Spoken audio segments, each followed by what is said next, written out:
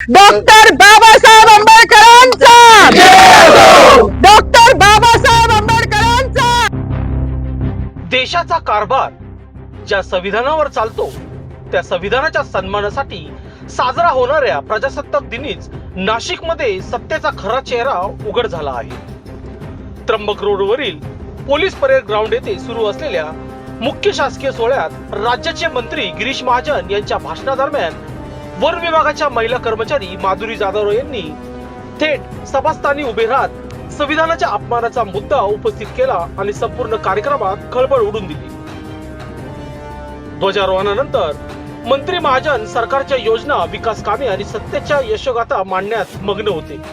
मात्र ज्या संविधानामुळे हे पद, ही सत्ता आणि हा मंच मिळतो त्या संविधानाचे शिल्पकार महामानव डॉक्टर बाबासाहेब आंबेडकर यांचा साधा उल्लेखही भाषणात नसल्याने माधुरी जाधव यांचा संताप अनावर झाला। संविधानामुळेच आज मंत्री, अधिकारी आणि प्रशासन अस्तित्वात आहे। मग संविधान घडवणाऱ्या महामानव यांचं नाव टाळणं म्हणजे काय? हा विसर आहे की जाणून बुजून केलेला अपमान? असा थेट सवाल त्यांनी मंत्र्यांसमोर उपस्थित केला। प्रजासत्ताक दिनासारख्या शिस्तबद्ध आणि औपचारिक कार्यक्रमात अचानक झालेल्या या निषेधामुळे उपस्थित मान्यवर, अधिकारी आणि नागरिक अवाक झाले। बाबासाहेब आंबेडकर अमर रहे, संविधानाचा अपमान बंद करा अशा घोषणांनी काही काळ परेड ग्राउंड दणाणून गेले। घटनेचे गांभीर्य समजून घेण्याऐवजी पोलीस प्रशासनाने तत्काळ कारवाई करत महिला कर्मचाऱ्याला ताब्यात घेतले। महिला पोलिसांच्या मदतीने माधुरी जाधव यांना मैदानाबाहेर नेण्यात आले। काही काळ कार्यक्रम थांबवण्यात आला असला तरी सत्तेच्या भाषणाला आव्हान देणारा आवाज मात्र जबरदस्तीने दाबण्यात आल्याचे चित्र उपस्थितांनी पाहिले। एका शासकीय कर्मचाऱ्याने मंत्र्यांच्या समोर उभे राहून संविधानाचा मुद्दा मांडणे ही साधी घटना नाही, हा सत्तेसाठी अस्वस्थ करणारा इशारा आहे। एकीकडे संविधानाचा सन्मान अशा घोषणा आणि दुसरीकडे संविधानकर्त्याचा उल्लेख टाळण्याचा आरोप, या दुटप्पी भूमिकेमुळे सत्ताधाऱ्यांवर टीकेचे जोड उठत आहे। माधुरी जाधव या शासकीय कर्मचारी असल्याने त्यांच्यावर शिस्तभंगाची कारवाई होण्याची शक्यता वर्तवली जात आहे। मात्र संविधानाचा सन्मान मागणे हा गुन्हा ठरत असेल तर देशात नेमकं लोकशाही कुठे उरली आहे, असा सवाल आता उघडपणे विचारला जात आहे। या घटनेनंतर नाशिकच्या राजकीय आणि प्रशासकीय वर्तुळात एकच चर्चा सुरू आहे। प्रजासत्ताक दिनी बाबासाहेबांच्या नावाचा विसर हा योगायोग होता की विचारपूर्वक केलेलं दुर्लक्ष? डॉक्टर बाबासाहेब आंबेडकर यांच्या नावाचा उल्लेख टाळणे हा केवळ दुर्लक्ष नसून संविधानाचा अपमान आहे, अशी ठाम आणि निर्भीड भूमिका आंदोलक महिला कर्मचाऱ्यांनी घेतली आहे। तर पोलीस प्रशासनाने सुरक्षेचे कारण पुढे करत कारवाईचे समर्थन केले आहे। सगळ्यात प्रथम तर सगळ्यांना जय शिवराय, जय ज्योतिबा आणि जय भीम सगळ्यांना, आणि जय संविधान। काय बोलावं मला काही समजत नाहीये, पण आज संविधान दिवस आहे हे सगळ्यांना माहिती आहे। कुठल्या पण महापुरुषाने कुठल्या विशिष्ट जातीसाठी काम नाही केले, आणि त्याच्यामध्ये स्त्रियांसाठी ज्यांनी काम केले ते माझ्यासाठी पुनर्जन्म देणारं व्यक्तिमत्व आहे। मग ते महात्मा फुले तर आहेच, ज्यांनी शिक्षण दिलं, त्यानंतर रघुनाथ कर्वे ज्यांनी संतती नियम देऊन स्त्रियांचं आयुष्य सुकर केलं, आणि तिसरे म्हणजे जे कायमच ज्यांना पिढ्यानपिढ्या त्यांचं ऋण फिटणार नाही असे डॉक्टर बाबासाहेब आंबेडकर, ज्यांनी हिंदू कोड बिल, म्हणजे आज मला शोकांतिका आहे की मी जेव्हा जय भीमचा नारा लावला तेव्हा मला पोलीस स्टेशनला घेऊन येणारी जी महिला होती तिला पण म्हटलं, बाई आज तुझी वर्दी घालून मला घेऊन चाली ना पोलीस स्टेशनला, हे पण त्या बाबासाहेबांची कृपा आहे बरं तुझ्यावर। मला हसायला आलं, मी अजूनही आनंदी आहे, मला काही वाईट वाटत नाहीये। माझी नोकरी, माझं प्रमोशन मला काहीच कळत नाही, कारण माझ्या बाबासाहेबांनी हिंदू कोड बिलाचा जो राजीनामा दिला होता तो माझ्यासारख्या महिलांसाठी दिला होता। त्यांना माहिती होतं का भविष्यात माधुरी जाधव जन्माला येणार आहे नाशिकमध्ये आणि ती माझ्या अस्तित्वासाठी लढणार आहे? नव्हतं माहिती, पण आमचं अस्तित्व निर्माण व्हावं। आज ज्या बसल्या आहेत ना तिकडे मंत्रिमंडळात डोक्यावर पदर घेऊन निवडणुकीपुरत्या, त्या पण बाबासाहेबांच्या जीवावर बसल्या आहेत। नाही तर विशिष्ट जातीने तेच काम करायचं असं लिहून ठेवलं होतं। चूल आणि मूल याच्या पलीकडे ह्यांच्या संविधानानुसार कुठला वाव स्त्रीला नव्हता, आणि ज्या संविधानाने आज मला ही ताकद दिली आहे त्या बाबाला जेव्हा हे संपवायला जात आहे तेव्हा त्यांची ही लेख तेवढ्याच निडरतेने उभी राहिली, आणि ह्याचा मला खूप अभिमान आहे। जास्त काही बोलणार नाही। गिरीश महाजनांनी जो बाबासाहेबांचा अपमान केला आहे तो भरून निघण्यासारखा नाही, म्हणजे त्यांच्या दृष्टिकोनातून पाप धुवायला आता कुंभमेळा येतोय, तिथे जरी त्यांनी नदीत आंघोळ केली तरी तो धुतला जाणार नाही, इतकं मोठं पाप त्यांनी केलेलं आहे। त्यांचं पाप जेव्हा संविधानाच्याच मार्गाने त्यांच्यावर ऍट्रॉसिटी दाखल होईल ना तेव्हाच ते धुतलं जाईल. एवढीच माझी मागणी की त्यांच्यावर ऍट्रॉसिटी दाखल करावी, अन्यथा ह्याच ठिकाणी मी उपोषण चालू करणार आहे. केलंच आहे असं समजा, जोपर्यंत त्यांच्यावर ऍट्रॉसिटी दाखल होत नाही. बाकी मला काही म्हणायचं नाही. पुन्हा एकदा जय भीम. आज संविधान दिन आहे, 26 जानेवारी.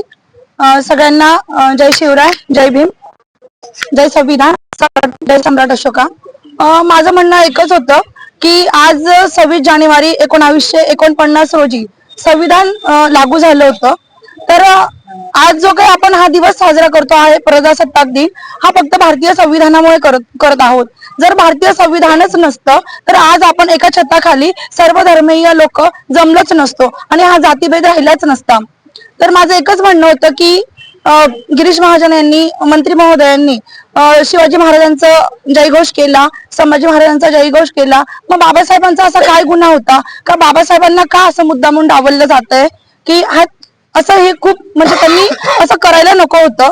म्हणजे परेड चालू होती ग्राउंडवर आणि परेड चालू असताना जेव्हा घोषणा दिल्या गेल्या की छत्रपती शिवाजी महाराजांची जय घातली गेली, परत संभाजी महाराजांचं नाव घेतलं गेलं, आता बाबासाहेब त्यांची घोषणा केली जाईल, पण तसं झालंच नाही. असं रक्त उफाळून येत होतं, परंतु एक जाण्याची वाट बघत होतो की कधी आपली परेड सुटेल आणि मंत्री महोदयांना आपण त्यांना हा जाब विचारू किंवा त्यांनी असं का केलं आपण विचारू.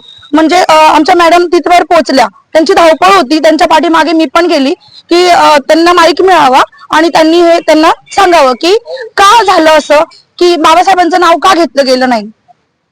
तर मला एकच सांगायचं आहे सर्व जनतेला की ज्या संविधानामुळे आपण आहोत त्या संविधानाचे आपण सगळे रक्षक आहोत. तुम्ही मानलं अगर नाही मानलं तरी सुद्धा हा देश भारतीय संविधानावरच चालणार आहे.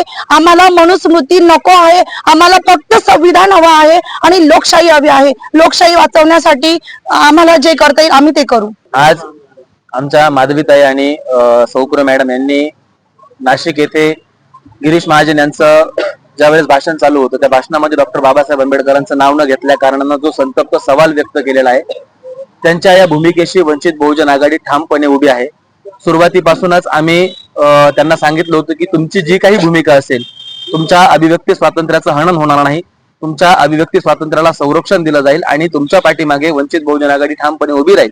या संपूर्ण घटनेमध्ये आतापर्यंत सरकारवाडा पोलीस स्टेशनला त्यांना बसवण्यात आलं होतं. का बसवण्यात आलं होतं, कुठल्या ऍक्ट खाली बसवण्यात आलं होतं, त्याचा संदर्भ काय आहे, त्यांच्या अंगावरती वर्दी आहे, त्या सुद्धा या देशाच्या, या महाराष्ट्राच्या कर्मचारी आहेत, सरकारच्या कर्मचारी आहेत आणि कर्मचाऱ्यांसोबत असं वागणं याचं नेमकं फलित काय आहे, याचा विचार काय आहे, हे सुद्धा आम्ही या प्रशासनाला विचारतोय. आणि मंत्री गिरीश महाजन यांनी डॉक्टर बाबासाहेब आंबेडकरांचं नाव न घेता जी RSS ची मानसिकता, भारतीय जनता पार्टीची मानसिकता उघड मांडलेली आहे, या मानसिकतेच्या विरोधात हा देश आहे.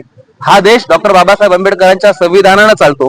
तुम्ही EVM मॅनेज करून सत्ता हस्तगत करू शकता, परंतु लोकांची मनं हस्तगत करू शकत नाही. आणि हा रोष तुम्हाला रस्त्यावरती, हा रोष तुम्हाला आंदोलनात, हा रोष तुम्हाला तुमच्या भाषणांच्या वेळी असाच दिसला जाईल. आणि गिरीश महाजन यांना ओपन चॅलेंज आहे, तुम्ही नाशिकचे पालकमंत्री नाही आहात, तुम्ही त्या आविर्भावामध्ये राहू नका. तुम्ही कुंभमेळा मंत्री आहात, तुम्ही बिनमुलाये मेहमान आहात. तुम्ही नाशिकमध्ये वृक्षतोड केली, नाशिककरांनी सहन करायचा प्रयत्न केला. तुम्ही नाशिकचे हाल जळगाव सारखे करायचे प्रयत्न केले, नाशिककरांनी सहन करायचा प्रयत्न केला. परंतु आता नाशिककर तुमच्या या महाचुकीला, घोड चुकीला विसरणार नाही आहेत. तुम्ही डॉक्टर बाबासाहेब आंबेडकरांचा अपमान केलेला आहे. गिरीश महाजन, तुम्ही नाशिक सोडून परत जळगावला जा. आम्हाला दुसरा कुंभमेळा मंत्री द्या. गिरीश महाजन या मंत्री पदाचा राजीनामा दिला पाहिजे. आणि आम्ही नाशिक जिल्हा कायद्याचा बाल्यकिल्ला म्हणणाऱ्या संदीप कर्णिक साहेबांनाही आव्हान करतो की तुम्ही कोणत्याही गृहमंत्र्याच्या दबावाखाली नाही येता, मंत्रिमंडळाच्या दबावाखाली नाही येता. हा तमाम दलितांचा, तमाम आंबेडकरी प्रेमींचा अपमान आहे. या अपमानाच्या ऍक्ट नुसार तुम्ही अनुसूचित जाती जमाती प्रतिबंध कायद्याच्या अनुसार गिरीश महाजनवरती गुन्हा दाखल केला पाहिजे. आणि हीच मागणी या दोन्ही कर्मचाऱ्यांची आहे आणि या मागणीला वंचित बहुजन आघाडीचा पूर्णपणे पाठिंबा आहे. जर सरकारी कर्मचारी म्हणून त्यांच्यावरती कुठल्याही प्रकारचा दबाव आणण्याचा प्रयत्न केला तर आम्ही हे प्रकरण सरळ सरळ आदरणीय बाळासाहेब आंबेडकर यांच्या कोर्टामध्ये नेऊ आणि तिथून आम्ही न्याय मिळवून आणू. धन्यवाद.